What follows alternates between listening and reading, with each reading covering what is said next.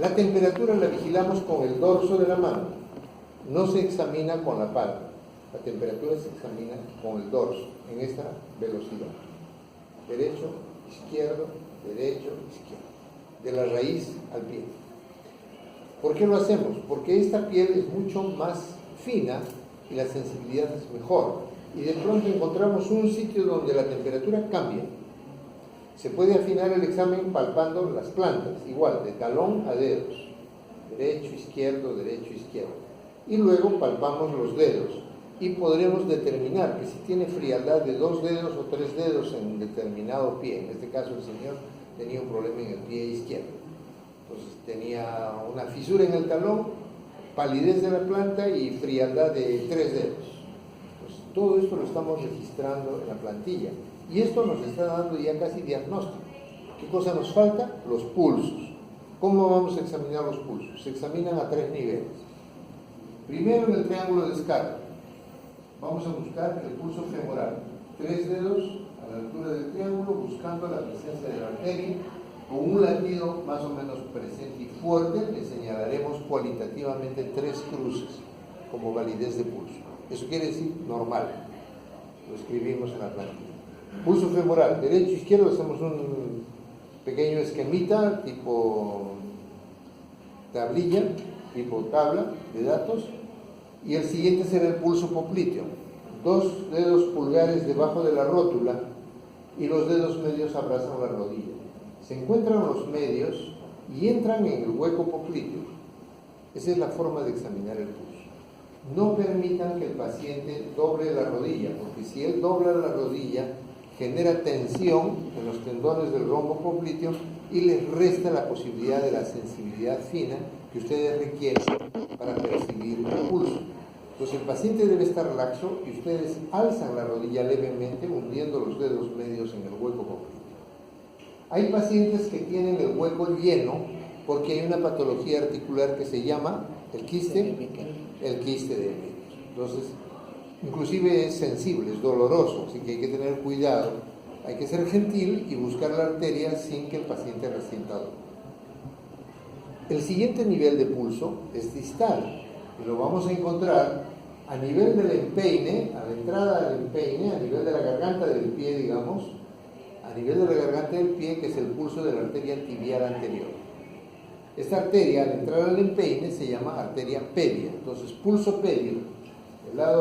Este paciente tenía en el lado derecho 2 cruces y en el lado izquierdo no tiene pulso, una línea, negativo. Y el último es el tibial posterior. Detrás del maleolo interno, 3 dedos, buscan la corredera, encuentran el pulso tibial posterior. A veces, de buscarlo, genera dolor, el paciente protesta, claro, ahí hay un nervio que está mal. Si el pulso está presente, es fácil de encontrar. Entonces vamos a marcar en la tablilla el tibial posterior, de repente el derecho 2 cruces y el izquierdo una cruz. Este esquema, esta tabla que hemos hecho de valores, nos va a orientar sobre la condición de calidad de flujo arterial que está teniendo este paciente, razón por la cual tiene síntomas por los que está viniendo a consulta. ¿Ya? ¿Alguna pregunta?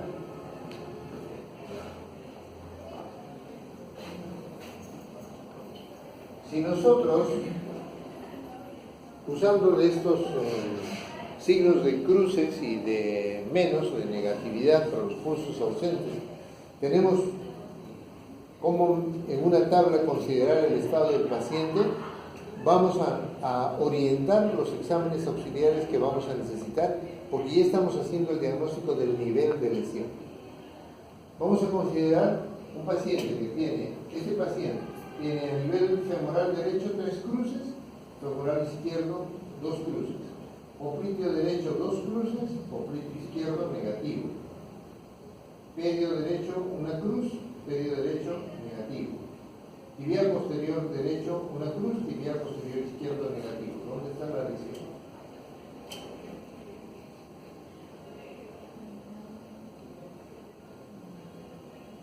La más importante.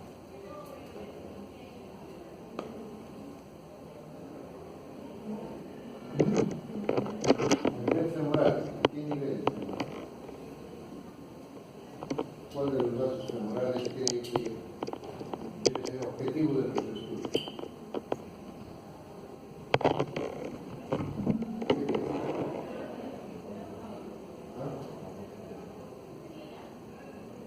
La poplite. La enferma estará enferma la femoral, estará enferma la poplite, porque ella tiene pulso negativo. Bueno, pulso. ¿Dónde está?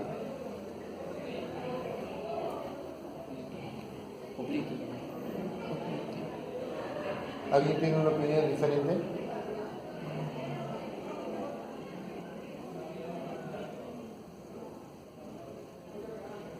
Si para que el flujo sanguíneo llegue a los miembros inferiores tiene flujo de femoral derecha 3 cruces y femoral izquierda 2 cruces, y hay un problema en arteria grande, en la ilíaca izquierda. Ya arriba hay problema. Entonces, si yo me aboco a estudiar debajo, reparo los problemas que puede haber abajo, pero el flujo va a ser pobre. Entonces la cirugía me va a ser infructuosa, porque el flujo de arriba está mal. Ya tengo un pobre flujo. El flujo está disminuido de la aorta a la ingle. En ese sector hay mal flujo. Y esto empeora lo que hay por debajo. Sí, la poplite puede estar cerrada. Quiere decir que no voy a palpar el pulso, pero no por la poplite en sí, sino porque puede estar la femoral superficial cerrada. Y entonces la poplite se llena, pero con vasos accesorios. No va a tener pulso, pero se llena. Entonces tengo que orientar el estudio de manera ya definida para lo que pienso obtener, planteando la posibilidad de una cirugía. Aquí tenemos la clasificación que nos hace Fontaine. René Fontaine es un arqueólogo francés.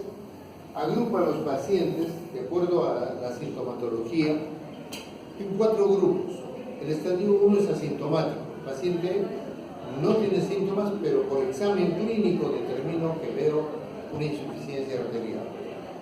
El estadio 2 tiene 2 niveles, 2A, 2B, dependiendo de la claudicación intermitente. El 2A, cuando claudica, a más de 150 metros. El 2B, cuando claudica, a menos de 150 metros. Algunos han querido modificar las reglas de Fontaine y le hacen una reducción de 150 a 100 metros. El estadio 3, cuando el paciente tiene dolor de reposo, y el estadio 4, cuando hay lesiones tróficas. ¿De qué nos va a servir esto? Cuando tenemos a los pacientes en estadio 1 y 2A, tenemos un límite en el cual podemos plantear manejo médico. Paciente que está en 2B, 3 o 4, hay que estimar la oportunidad de un manejo quirúrgico.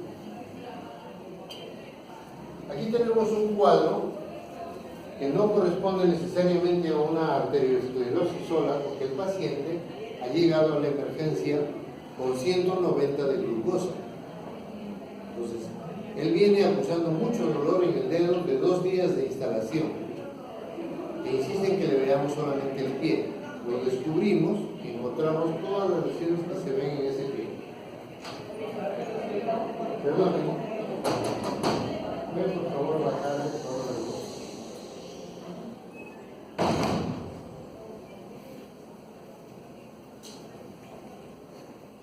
Con 190 de glucosa, este paciente lo tenemos que considerar diabético y luego va a haber que encadenar su estudio.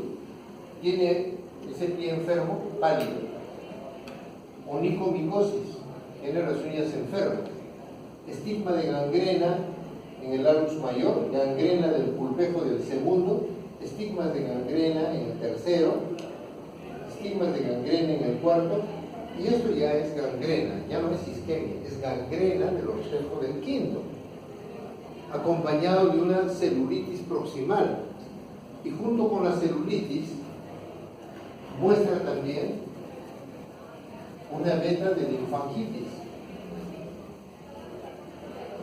Esta es una fisura en el canto externo. El paciente tenía una fisura en el canto interno. 2, ya establecimiento de una úlcera en el talón. A esta patología se le conoce con el nombre de pie diabético. Y el pie diabético considera en la generación la presencia de una enfermedad oclusiva importante en arterias menores, de rodilla hacia abajo, pero no es lo único. El paciente diabético tiene también patología neurológica, hay neuropatía. Entonces la suma de neuropatía diabética, angiopatía diabética y la facilidad de respuesta negativa a traumas menores, como un calzado inadecuado, por ejemplo, facilitan la formación de lesiones como el dedo que hemos visto, ¿no? Entonces, este paciente, aún siendo joven, inclusive si tiene una deformidad de pie o sufre un traumatismo como la caída de un libro o la caída de una caja en el pie, etc., facilitan rápidamente por el daño traumático el establecimiento rápido de lesiones irreversibles, como lo que han visto en esa lámina anterior. Ese es el pie diabético. Entonces, no olviden que un paciente, aún joven, hemos visto jóvenes de 25 o 30 años, puede caminar evolutivamente en su enfermedad al riesgo de una amputación del miembro inferior. O sea, no tiene que ser un paciente de tercera edad para ser amputado. Hay pacientes jóvenes que se tienen que amputar porque no tienen solución sus lesiones. Estas lesiones pueden afectar la zona plantar, afectan los tendones y terminan a veces perforando y apareciendo en el dorso del pie, por lo cual recibe el nombre de mal perforante plantar. Ese es el pie diabético. Y en cuanto a clasificación, no es necesario que la aprendan, ya esto es inherente a la especialidad. Se tipifica a los pacientes de acuerdo a la gradación de lesiones.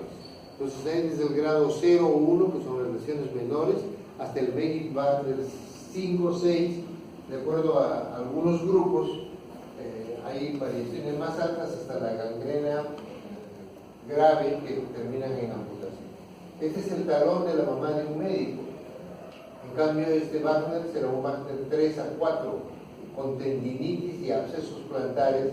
Y este es un Wagner 5, con necrosis de pie bilateral, pero además pérdida de tejido en la zona de talones.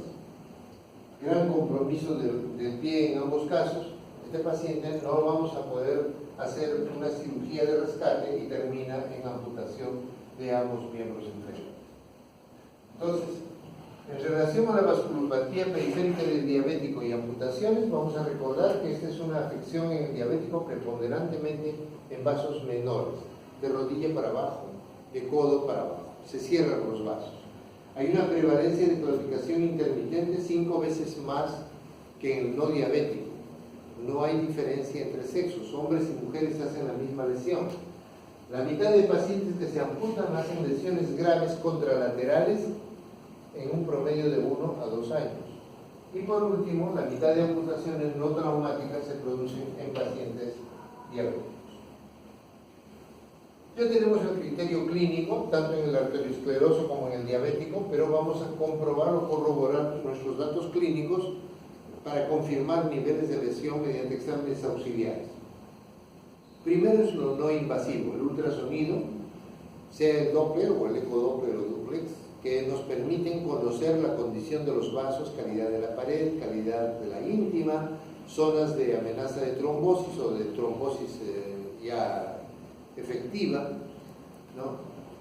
Mientras que la evaluación ideal, idónea para poder hacer un planteamiento quirúrgico es la arteriografía o angiografía.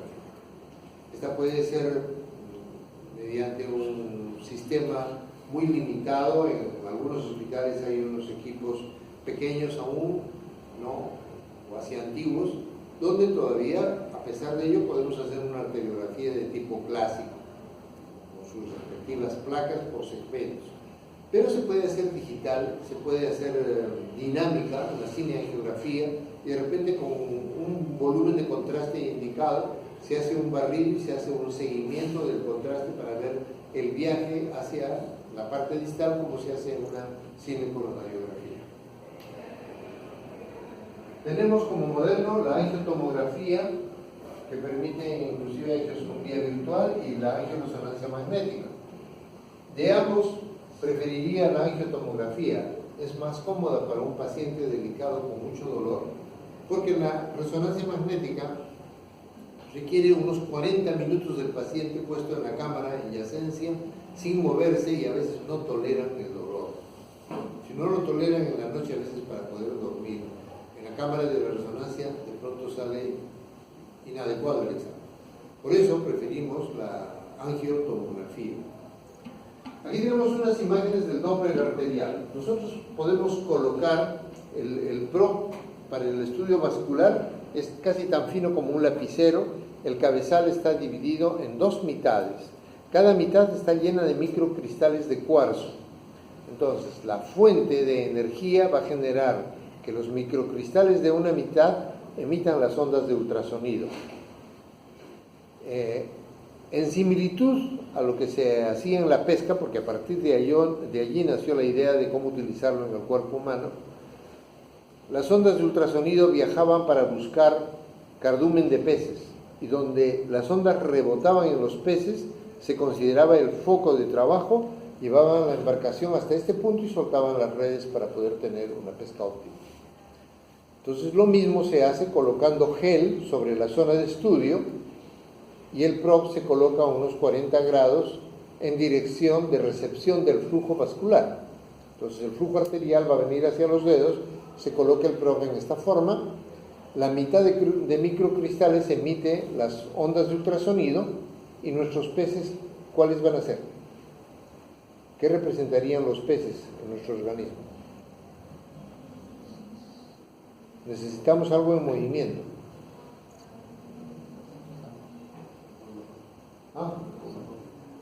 Los glóbulos rojos.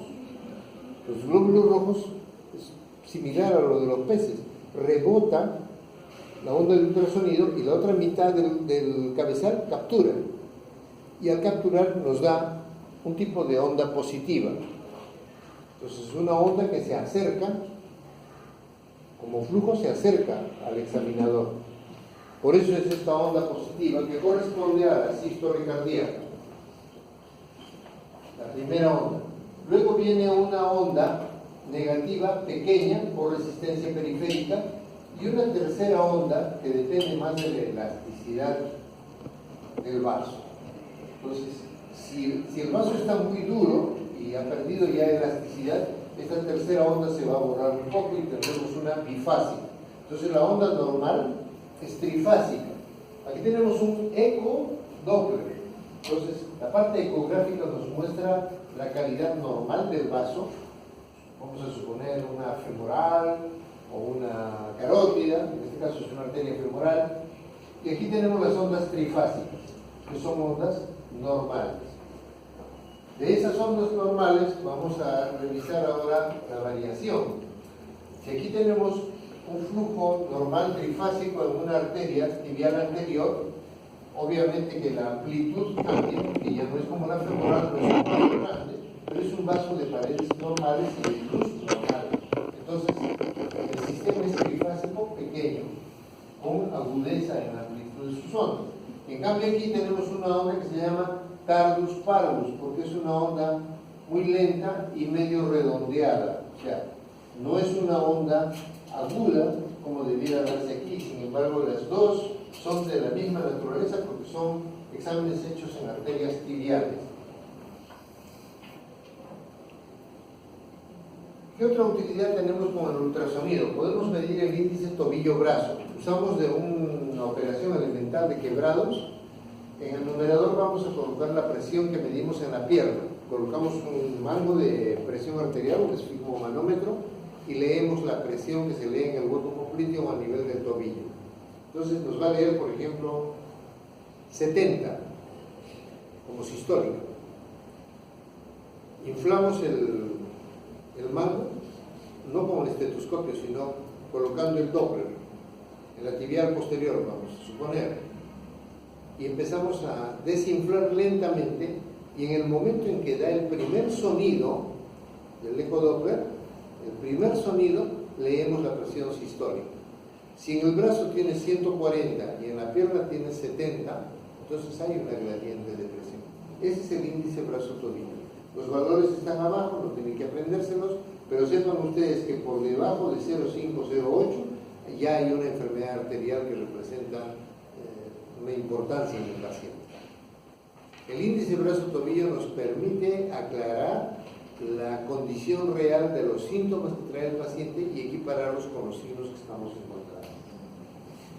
Lo normal es que tengamos 140 en el brazo y probablemente a nivel de los tobillos llegue 145, de repente 150, porque está más lejos del corazón que la presión que estamos midiendo aquí, está más distal y por tanto en el camino hay resistencia periférica, hay resistencia vascular. Luego, para equilibrar y mejorar la condición del flujo y que sea igual en miembros superiores que en inferiores, fisiológicamente la presión es unos puntos mayor en la parte distal en miembros inferiores.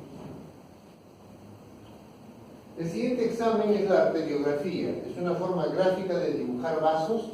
Ahí tenemos la aorta, aquí están las arterias renales, pero esta es la aorta infrarrenal y las ilíacas dibujadas a través de una aguja que colocábamos por la fosa lumbar izquierda. 2 traveses de dedo bajo la costilla, 2 traveses de dedo sobre la cresta, trazábamos un mapa donde podíamos nosotros pulsar anestesia local y una aguja muy larga que nos permitía ir viajando hacia la columna. Entonces la aguja topaba con la columna, regresábamos, el paciente está boca abajo, regresamos y volvemos a intentar hasta que la aguja pierde apoyo en el hueso. Si la aguja ya no topa con el hueso, va a pasar de largo y delante de la columna está la aorta abdominal. De esta forma llegábamos a pulsar la aorta y hacer dibujo arterial. El otro punto de abordaje es en la ingle, o se puede hacer en la subclavia, o se puede hacer en la humeral, mediante esta aguja que tiene todos esos elementos, hacen parte de una sola aguja. Es la aguja de Cournand. La aguja de Cournand de entonces, de mi época, ahora ya no se hace de acero quirúrgico para no esterilizar, se hace descartable mediante 2 componentes, solo 2 componentes en material descartable.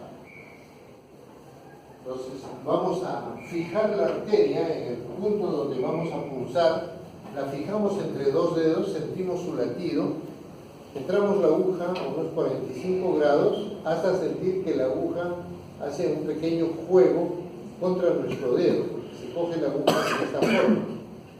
Entramos y sentimos el empuje, donde se siente que la arteria está dando contra la aguja o al revés. Entramos con fuerza y probablemente pasamos la pared posterior. Retiramos el interior de la aguja esta que está funcionando como si fuera dejando un trocar y empezamos a retirar. Cuando viene el chorro sanguíneo, que es lo que se está viendo acá abajo, inclinamos un poquito la aguja y canulamos la arteria. De esta manera hacemos las arteriografías o los ingresos a arterias periféricas para una arteriografía periférica. Sven Ivar Sellinger propone utilizar este abordaje periférico, como les he mencionado. Se retira la parte interna, viene el chorro de sangre y a través de la aguja se inserta una guía con un extremo en J que permite, sin lastimar el vaso o la íntima del vaso, viajar bastante lejos para luego retirar el introductor, se comprime con el dedo y se pasa un elemento inocuo en calidad de material, que es plástico, que nos va a permitir instalarlo allí el tiempo que necesitemos para un examen o un procedimiento. Estos se llaman introducers, y a través del introducer volvemos a ingresar una guía o podemos ingresar otro catéter. Esta técnica de Sellinger ha venido a revolucionar y a cambiar mucho la actitud de estudio de los vasos, como también la opción terapéutica. Vamos a hablar del tratamiento endovascular, se basa en esto precisamente. Aquí tenemos una arteriografía clásica, como hacíamos con los estudios antes en blanco y negro, enfermedad del canal de Hunter, enfermedad de la zona intergenicular y enfermedad de vasos periféricos. En lo moderno se utilizan de supresión digital. Entonces, mediante la computadora se borra la imagen de huesos, se borra la imagen de otros tejidos y nos quedamos con los vasos mediante una inyección de contraste iodado. En este caso, por ejemplo, hay una falta de arteria ilíaca, nos falta una arteria ilíaca, pero hay muy buenas lumbares que están generando circulación colateral para reemplazar el flujo perdido. Aquí una estenosis severa de la ilíaca izquierda, pero hallazgo de un enorme aneurisma abdominal que no se diagnosticó a la hora de hacer la historia clínica. El radiólogo llama, dice: doctor, dice de rayos X que bajen urgente porque tienen un hallazgo en el paciente X, nombre X. Bajamos rápido. Sí, el paciente ha entrado por emergencia, ha venido por un dedo en isquemia distal, como ese pie diabético que vimos, y como estaba con la pierna muy fría le ha pedido arteriografía, pero al hacer la arteriografía estamos encontrando, vemos un aneurisma. Revisamos la historia. Abdomen, plato depresible, RHA normales. Eso es todo lo que dice. Puede ser. O sea, no lo han palpado. Colocando la mano sobre el abdomen debieron sentir el impulso del aneurisma y ya se describe y se diagnostica y se toma cuidado, porque entonces para hacer un cateterismo hay que pensarlo 2 veces si vamos a entrar o no en un aneurisma por un catéter.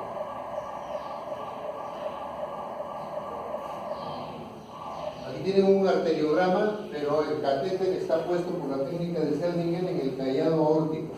Se inyecta el contraste con bomba para dibujar los vasos supraaórticos. Aquí están los 3 vasos dibujados y nos permite el estudio del trayecto cervical, los bulbos carotídeos y sus ramas respectivas. Otro estudio de carótidas. Aquí las carótidas debieran tener una especie de ángulo agudo en su bifurcación, pero no, está abierta esta bifurcación. Inclusive llegan a tomar esta forma.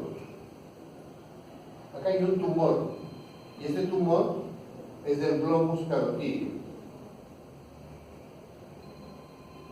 Aquí tenemos el inicio de una carótida interna con un tremendo ateroma evolutivo hacia la luz del vaso, y aquí una angiotomografía por un caso similar que, bueno, nos señala dónde está la lesión, pero entre el examen del medio, que es una arteriografía, y la angiotomografía, vean la absoluta diferencia.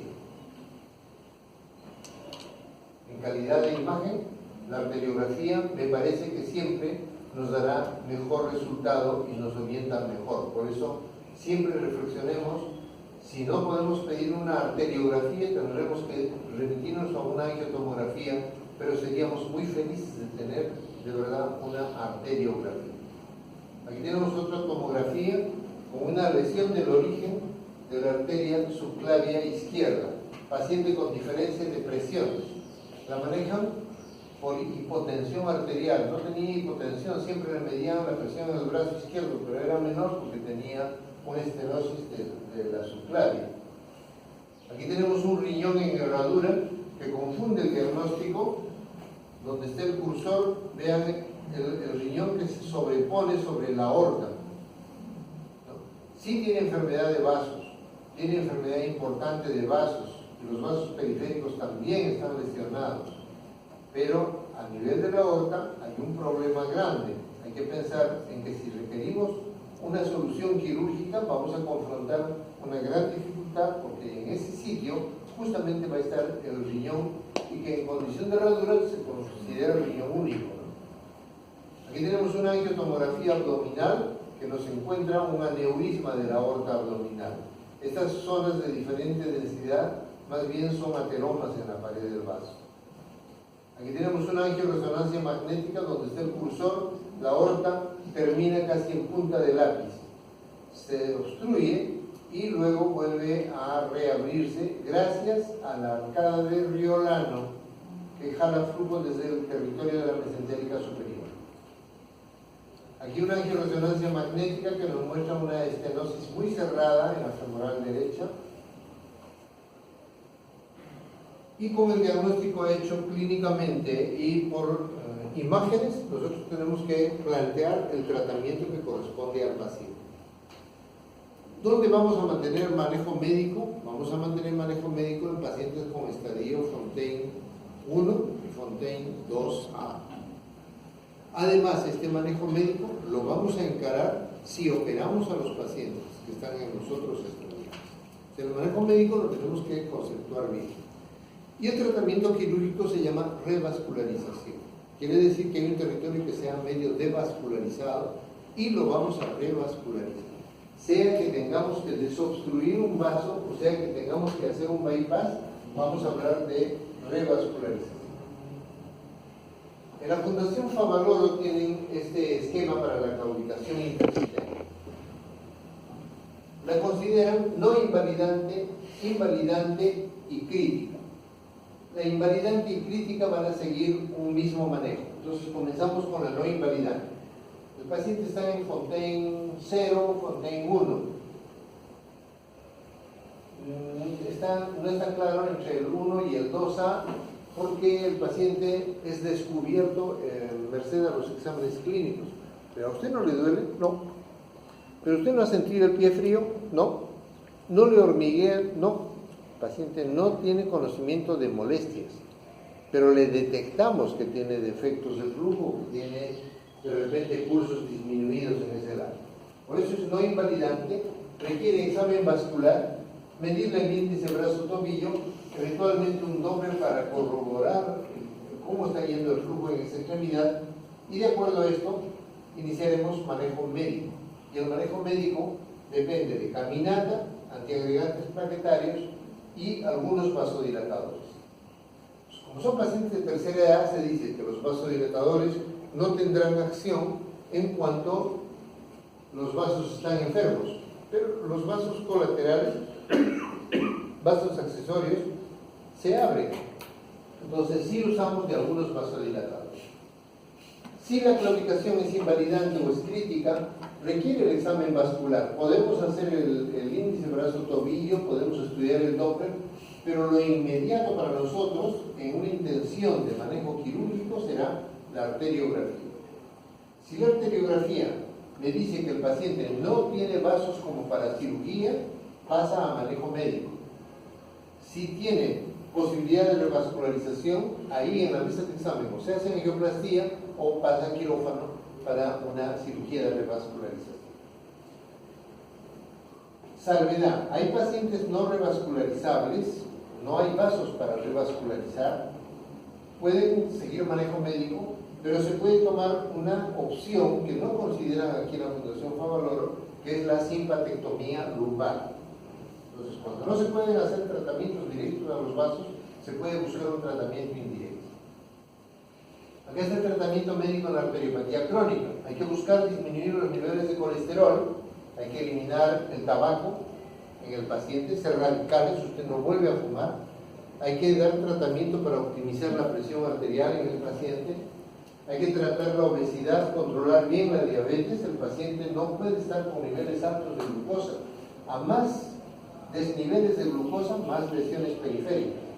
Usamos de antiagregantes plaquetarios y a los vasodilatadores siempre le ponemos un pequeño interrogante, si hay la duda de usarlos, pero la terapia física no deja de ser trascendente. Es muy importante, es muy importante. Hay pacientes que se han retraído a Fontaine 1 solamente con caminatas, forzando las caminatas, 2-3 veces al día, cada vez más distancia. Tomando antiagregantes plaquetarios, el paciente dejó de sentir dolores, cada vez camina más trecho sin dolor. Entonces, salen del Fontaine 2A al Fontaine 1. Si vamos a revascularizar al paciente, Fontaine 2B para adelante, tendremos angioplastía percutánea transluminal, tromboendarterectomía, mastoplastia para que no se cierre la zona trabajada, bypass vascular con material sintético y autólogo y simpatectomía lumbar bilateral como una acción individual. Aquí tenemos un balón de angioplastía ya expandido, sosteniendo ya el stent metálico para dejar en una ilíaco o una femoral. Aquí tenemos una angioplastía hecha con stent, donde está la flecha, está el balón distendido y donde van a quedar las dos flechas está el stent que se ha colocado en la zona trabajada para recuperar esta ilíaca enferma que está en la primera línea.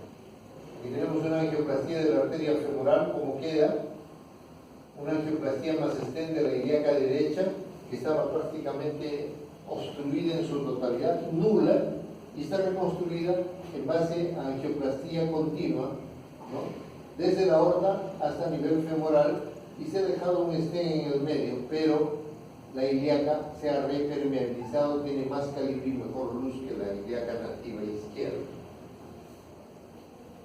La pregunta es cuánto dura como resultado, es muy variable en los pacientes. Aquí mostramos los stents que se están usando ahora, inclusive se están usando en bifurcaciones. Antes decíamos, solo se hace plastía y stent en eje recto de los vasos. Ahora se hace también en bifurcaciones. Entonces, vamos a mencionar cómo es la endarterectomía más plastía con faros.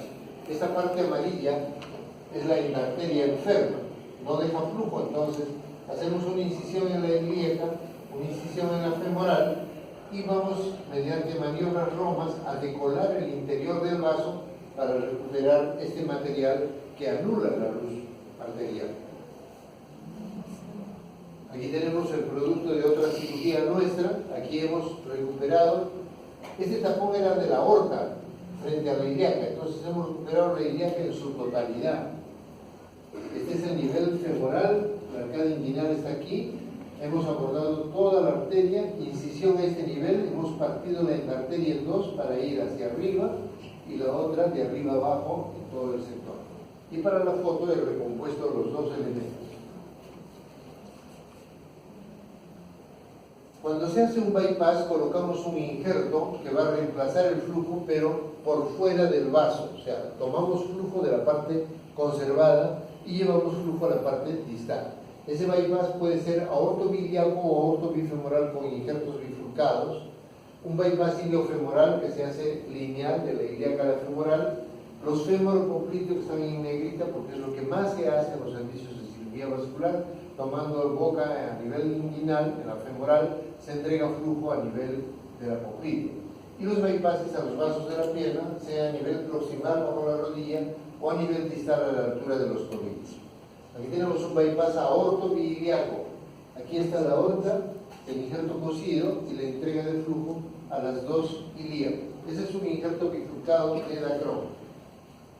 Aquí tenemos otro injerto bifurcado. El control por angiotem después nos muestra cuál es la disposición. Está tomando flujo desde la aorta subrenal y entrega flujo a ambas femorales.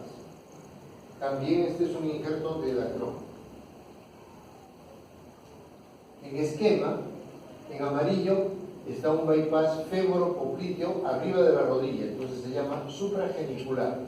Si nosotros tenemos que pasar la articulación de la rodilla para colocar el bypass, sea en la poplitea infragenicular o en la tibial o en la otra tibial o el tronco tibio-peroneo, haremos el bypass pero con vena safena. A veces la vena safena no nos alcanza, y si no alcanza, podemos componer la parte amarilla en injerto artificial y luego secuenciamos con vena hacia el vaso distal que vamos a tener que montar. Más o menos para mostrar la enorme cantidad de incisiones que demanda sacar una vena safena suficientemente entera para poder utilizar de injerto vascular.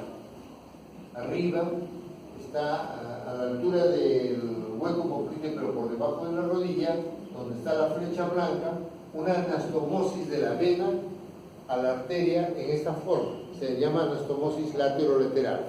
Y en la parte de abajo, entre las dos flechitas, está la llegada de la vena en esta forma a la arteria. Entonces, un bypass término lateral. Son los dos tipos de anastomosis que se grafican aquí. Cuando sumamos el injerto con la vena de manera directa o hacemos una reconstrucción de la arteria también de manera directa, la anastomosis se llama término terminal. Aquí tenemos un control radiográfico intraoperatorio, que es la paciente de la herida en el talón, con mucha enfermedad en el canal de Hunter. Le hemos hecho un lateral con safena en la arteria, pero arriba de la rodilla. El otro paciente era abajo de la rodilla. Aquí hemos hecho el lateral aquí y el término lateral en la tibial anterior. Esta paciente redujo su herida y cicatrizó sin consecuencias y sin injerto de piel. Aquí tenemos más bien un bypass que se llama extraanatómico porque no sigue eje vascular alguno, no tenemos una arteria que sigue este camino, y lo hacemos bajo el subcutáneo, desde la arteria subclavia, buscamos la arteria a este nivel, cosemos el injerto allí y luego entregamos las ramas a las femorales, o puede ser un solo lado, como es este caso. Y de aquí se genera un bypass, otro extraanatómico, femoral de ingle a ingle. El defecto de estos injertos es que no duran mucho tiempo en esta posición porque son muy largos. Arriba tenemos un injerto en poliéster, pero abajo tenemos injertos en politetrafluoroetileno, PTFE.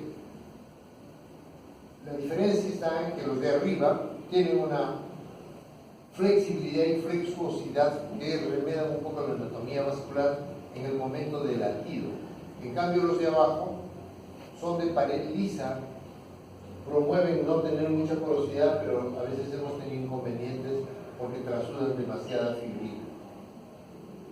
Aquí, para mostrar, ya conocen el balón de Fogarty arriba, el balón de angioplastía. Las suturas vasculares vienen en sobres marcando los ceros. Más usados son 4 ceros, 5 ceros, 6 ceros. Tienen doble aguja. Son atraumáticos y le sigue un monofilamento. Es la mejor sutura para cirugía vascular. Un monofilamento al calibre que está marcando cada sobre. Las complicaciones en la cirugía de revascularización están ahí. Como operamos vasos, lo más frecuente que tengamos es sangrado. Y por sangrado, hematomas. Y los hematomas se pueden infectar. Pero no todo hematoma será motivo de cirugía. Entonces, ahí hay que tener cuidado con la infección.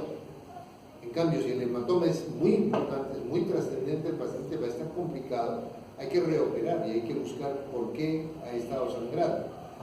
Que falló un punto de la sutura, se rasgó uno de los puntos en la arteria, que no quedó bien afrontado, que se soltó un vasito colateral que estaba ligado o que estaba cauterizado, y es fuente de sangrado, es fuente de hematoma. Entonces, la primera complicación y la más grave es el sangrado. También tenemos linforrea. Puede haber linforrea en la disección de vasos inguinales o popliteos, porque nos encontramos con un ganglio linfático y no tuvimos mucho cuidado en ligarlo, desinsertarlo y bloquearlo. Se nos ha quedado de repente cauterizado y pasan las horas, pasan 2 o 3 días y empiezan a fluir mucha linfa a través de la herida y tenemos la chance de infección. Después tenemos oclusión precoz del injerto y un síndrome de reperfusión. La oclusión precoz del injerto es de mucho riesgo y puede ocurrir sencillamente por un defecto del cirujano. Podemos haber escogido mal el territorio de revascularización, ya es un defecto mío. El paciente ya tenía un problema, pero yo elegí una cirugía en un mal punto. A no ser que le diga al paciente y a la familia, miren, no tengo nada por hacer. Si quiere, nos podemos arriesgar a hacer esta cirugía, pero lo probable es que fracase. Si no, doctor, la alternativa, amputación. Ya, entonces, intentemos. Entonces vamos sobre conocimiento de que hay la posibilidad del riesgo de falla del injerto vascular en las primeras horas o días de la cirugía. Y en ese caso, lo que se viene seguirá siendo la amputación. Y el último es el síndrome de reperfusión, que genera en los pacientes una incomodidad porque se hematizan los miembros revascularizados. Para mencionar a René Leris, que fue, siendo un médico joven, quien creó una metodología de no abordar directamente los vasos. Ocurría que él atendía a los soldados en la guerra y venían soldados muy jóvenes, adolescentes, inclusive, abandonados en la nieve, que venían con miembros isquémicos. Entonces no podíamos decir que el adolescente era arterioscleroso, tampoco diabético necesariamente, pero había que salvar las extremidades. Entonces, ¿qué se podía hacer? No era pasible de bypass, no había cómo tratar de desobstruir arterias. Cortaba los ganglios simpáticos lumbares, en la cadena lumbar. Eso genera una vasoplegia cutánea y subcutánea y genera una especie de bypass masivo hacia los dedos de los pies, recuperándolos de este enfriamiento forzado que tenían los soldados abandonados en la nieve. Por ese hecho, él logra recuperar a muchos soldados y recibe un reconocimiento de la República Francesa que lo hace como un médico insigne de la República. Y le da nombre a una enfermedad propia que es la obstrucción del Carrefour aortoilíaco, que es la enfermedad de Levy. Entonces, se trombosa una ilíaca, la sangre ya no pasa y se coagula la aorta paulatinamente hasta encontrar la altura de las arterias renales. Entonces, es la obstrucción del Carrefour aortoilíaco. En este caso, algunos tienen propuestas un poco, digamos, jaladas de los pelos, si se quiere, como es este bypass axilofemoral, pero lo indicado es buscar directamente la aorta en la zona enferma, abrirla, limpiar el trombo, coser un injerto aquí y llevar flujo directo a las femorales. Mucho más efectivo, muy útil y muy buen resultado, como es el caso de este injerto. Aquí el abordaje lo estoy haciendo por retroperitoneo. Se hace una incisión en la línea de Spiegel, sin abrir el saco peritoneal, se remueve todo a un costado y se cose el injerto de la aorta bifurcado a las femorales. ¿Alguna pregunta? No se desanimen, ya terminamos.